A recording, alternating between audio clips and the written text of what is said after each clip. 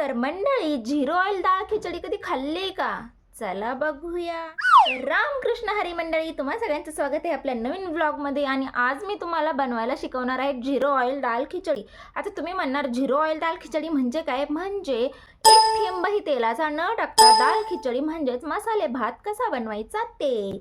तर चला बघूया. सगळ्यात आधी आपण बघूया आपण साहित्य काय काय घेतलेलं आहे. सगळ्यात आधी मी घेतलेल्या आहे डाळी, ज्या आहेत तीन प्रकारच्या नाही, ॲक्च्युली त्यातले मुगाची डाळ आहे एक सालीसकट आणि एक आहे बिना सालीची आणि दुसरी आहे मसूरची डाळ. त्यानंतर आहेत आलं, लसूण, हिरव्या मिरच्या आणि मी घेतलेला आहे कोबी हा ट्विस्टेड आहे. जसं मी तुम्हाला सांगितलं, आपण आज कांदा नाही वापरणार आहे, कोबी वापरणार आहे. ज्यांना कोबीची भाजी आवडत नाही किंवा ज्यांची मुलं कोबी खात नाही त्यांच्यासाठी कोबी हा चांगला ऑप्शन आहे. तुम्ही असा भातात टाकून खाऊ शकता. आणि त्यानंतर मी घेतलेले आहे कोथिंबीर. तर कोथिंबीरच्या ऐवजी तुम्ही मेथीची भाजी, पालकाची भाजी किंवा अजून काय शेवग्याची पानं वगैरे घ्यायची असेल तर तुम्ही घेऊ शकता. त्यानंतर इथं डाळी मी घेतलेल्या आहेत आणि सांगले माझ्या, सो मी येताना हात बाजूला करते, कॅमेरा बाजूला करते असं म्हणायचं होतं ग अंबाबाई.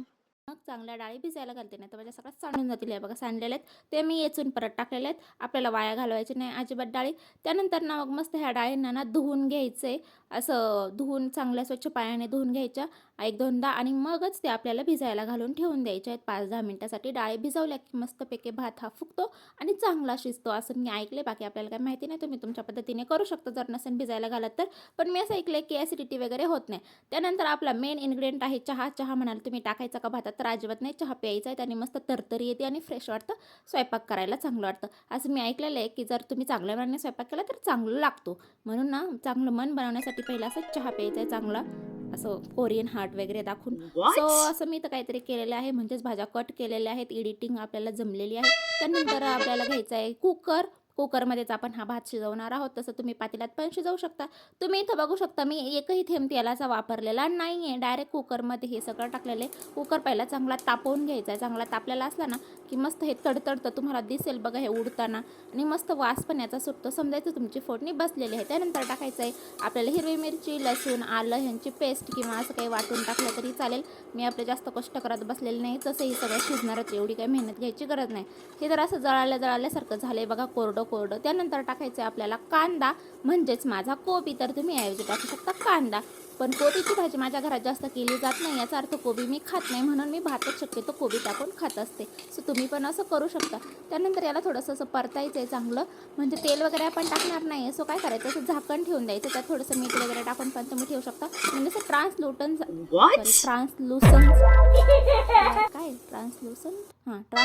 झाला पाहिजे. त्यानंतर मग ट्रान्सलुसंट झाला की मग टाकायचा टोमॅटोला पण जरा ट्रान्सलुसंट करायचं आहे. टोमॅटोला ट्रान्सलुसंट करण्यासाठी तुम्ही थोड्या वेळ झाकण ठेवू शकता किंवा मग थोडंसं मीठ आणि पाणी टाकून पण तुम्ही असं थोडंसं परतवू शकता, म्हणजे ट्रान्सलुसंट करू शकता. आता ट्रान्सलुसंट हा शब्द मी शिकणारच आहे बाबा बोलायला एकदाचा. मला परत एकदा सांगते की जास्त परतत बसवायची गरज नाही, कारण आपण जेव्हा तेल टाकतो तेव्हा कांदा तो तेलात तळला वगैरे जातो मसाला. सो आपण आता तेल टाकत नाही तर आपण असं तळू वगैरे शकत नाही मसाला. सो असं फक्त ट्रान्सलुसंट करायचं आहे. सारखा ट्रान्सलुसंटच काय येतं आहे, तर असं म्हणजे मऊ करायचं आहे, फक्त थोडंसं असं परतायचं आहे, त्याचा कच्चापणा गेला पाहिजे, बस दॅट्स इट. त्यानंतर तुम्ही तुमचे मसाले वगैरे टाकू शकता, म्हणजे इथं धना जिरा पावडर मसाला टाकत असाल तर तो तसला काही मसाला. तर आपण इथं काही टाकत नाही, फक्त आपण हळदी टाकणार आहे, ती पण आपण विसरलो होतं. तर तुम्ही इथं हळदी टाकून घ्या. आणि बघा माझा टोमॅटो ट्रान्सलुसंट झालेला आहे. त्यानंतर आता इथं आपण टाकलेली कोथिंबीर, त्याच्याऐवजी तुम्ही तुमच्या आवडीची पालेभाजी वगैरे घेऊ शकता. त्यानंतर त्यांना पण असं मिक्स करायचं, नुसतं मिक्स करत राहायचं बा, बाकी काही करायचं नाही, लय शिजवायचं नाही, मिक्स पर्यंत हे मिक्स होतंय. तोपर्यंत आपण तांदूळ धुवून घेऊया. डाळ तर आपण ऑलरेडी धुवायला ठेवलीच होती, म्हणजे भिजायला ठेवलीच आहे, ती पण आता चांगली भिजली असेल. त्यानंतर मग आपली धुतलेली डाळ आणि तांदूळ द्यायचं याच्यात टाकून, चवीप्रमाणे मीठ वगैरे टाकायचे. माझी हळद विसरली होती टाकायची, सो मी आता इथं हळद टाकते. बाकी मसाले मी काही टाकत नाही, एकदम सिंपल खिचडी भात करते. तर तुम्हाला काय मसाले टाकायचे असेल तर तुम्ही टाकू शकता. सो आता इथं मीठ वगैरे टाकायचे, बाकी जे काय तुम्हाला टाकायचे तुमच्या मापानुसार, प्रमाणानुसार, जसं काय असेल तसं टाकू शकता. बघा इथं किती सुंदर छान दिसते. वाव. दिसायला तर दिसतेच आहे वाव, पण खायला पण लागतीये वाव. आता अशी मिक्स करायची परत आणि मग योग्य प्रमाणात पाणी टाकायचं आहे. तर तुम्ही तुमच्याप्रमाणे जसं तुम्हाला पातळ खिचडी पाहिजे तसं तुम्ही पाणी टाकू शकता. आता मला काही पाण्याचा जास्त अंदाज येत नाही. माझी खिचडी कधीच पातळ अशी होत नाही, नुसती कोरडीच होते नेहमी आणि मला आवडते पण तशी, असं काही नाही. त्यानंतर तुम्ही वरून थोडंसं मीठ टाकायचं आहे, म्हणजे मगाशी कमी झालं होतं ना म्हणून. आणि 15 मिनिटाचा कुकर लावून सेट करून ठेवायचं आहे. त्यानंतर आता आपला कुकरचं असं भजन झालेलं आहे, त्यामुळे त्याला इग्नोर करा. त्यानंतर बघा आपली मस्त अशी खिचडी गरमागरम तयार झालेली आहे. यावर वाटलंच तर तुम्ही तूप वगैरे टाकून खाऊ शकता, लहान मुलांना वगैरे देत असाल तर, किंवा तुम्ही स्वतः पण खाऊ शकता तूप वगैरे टाकून. पण आपल्याला तुपाची वगैरे काही गरज नाही, आपण ऑलरेडी लय हेल्दी आहे, फॅट आहे, त्यामुळे बिना तेलाचंच आपल्याला ठीक आहे. सो अशी मस्त गरमागरम खिचडी आपली तयार झालेली आहे. तुम्हाला कुठल्याच अँगलने वाटणार नाही की बिना तेलाची खिचडी आहे म्हणून, पण शपथ घेऊन सांगते मी बाबांनो, बिना तेलाचीच खिचडी आहे. सो आता आपण ट्राय करून बघूया. काही फरक नाही कळत यार, खरंच काहीच कळत नाही की तेल आहे की नाही. तेलाला काही चव वगैरे नसती. सो ज्यांना असं चटुरं खायची सवय आहे ना, त्यांच्यासाठी हे कदाचित नॉर्मल असं फिकं लागू शकतं. पण आपल्याला तर काही घंटा कळलेला नाही की तेल आहे की नाही आहे. माझ्या घरच्यांना पण काही कळत नाही, मी त्यांना सांगत पण नाही, असंच खायला घालते, त्यामुळे त्यांना पण काही कळत नाही. सो मस्त अशी खिचडी आपली छान तयार झालेली आहे. तुम्ही पण एकदा नक्की ट्राय करून बघा. आठवड्यातून एकदा 0 ऑइल खाणं, म्हणजे अजिबात ऑइल न खाणं खूप गरजेचं आहे आता सध्या. कारण कोरोना तर फक्त ट्रेलर होता, आता सध्या अजून काय रोग येईल आणि काय होईल काहीच सांगता येत नाही. तेल पहिल्यासारखं शुद्ध स्वच्छ अजिबात राहिलेलं नाही आहे. सो नक्की ट्राय करून बघा आणि मला कमेंट करून नक्की सांगा. माझा छोटासा मिनी ब्लॉग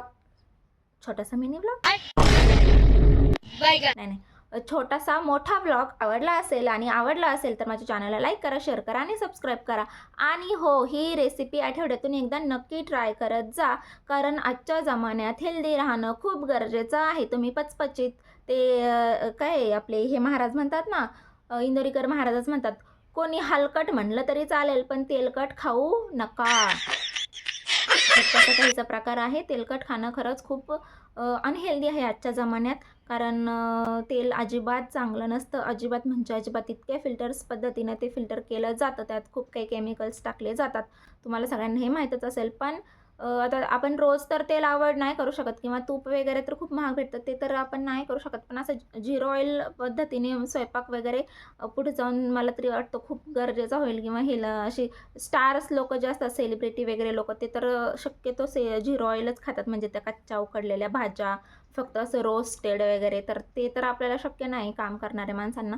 पण असं तर तुम्ही करूच शकता ना, की साधे सिंपल पद्धतीने मी अशा खूप काही पद्धती किंवा खूप काही अशा भाज्या करून दाखवत जाईल, चॅनल सबस्क्राईब करून ठेव, ज्या की 0 ऑइल पद्धतीने तुम्ही करू शकता. सो आठवड्यातून एकदा हे असे नक्की ट्राय करत जा आणि हेल्दी राहा, फिट राहा आणि हसत राहा. Bye bye. आणि खात पण राहा बरं. तर बाय बाय, भेटूया पुढच्या ब्लॉगमध्ये. तोपर्यंत चॅनलला शेअर करा, लाईक करा, सबस्क्राईब करा आणि मला सपोर्ट करा. बाय. आणि ट्राय नक्की करा माझी रेसिपी आणि कमेंट करून मला सांगा.